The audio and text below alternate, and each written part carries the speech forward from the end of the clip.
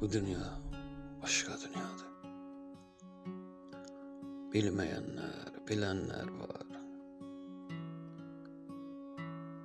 Bu dünyaya bir kapıdan gidenler var, gelenler var. Bu dünya başka dünyadır. Malın, pulun üstündedir.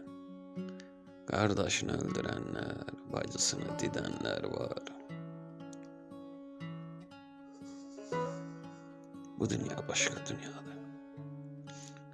Ağrı, əzab, zulüm verir. Yuxusunda yaşayanlar, oyananda ölenler var. Bu dünya başka dünyadır. Həqiqəti gizlədəndir. İçində qan ağlayarak üzlərində gülenler var. Bu dünya başka dünyadır.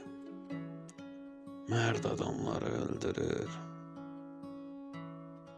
Övladı üçün, ailəsi üçün namərdə baş əyənlər var.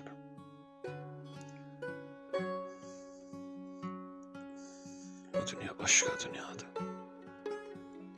Bu dünyanın Allahı yok, yetimlere zulüm edip haklarını yiyenler var. Bu dünya başka dünyadır. Yalancı, yaltaqla dolu, birbirine kardeş deyip arkasıyla söyənlər var. Bu dünya başka dünyadır. Ağıl başa sonra gelir. İtirdiği hayatı için dizlerine döyenler var. Bu dünya başka dünyadır. Ölümü var, itimi var. Bunları terk etmeyenler, özlerini öyenler var.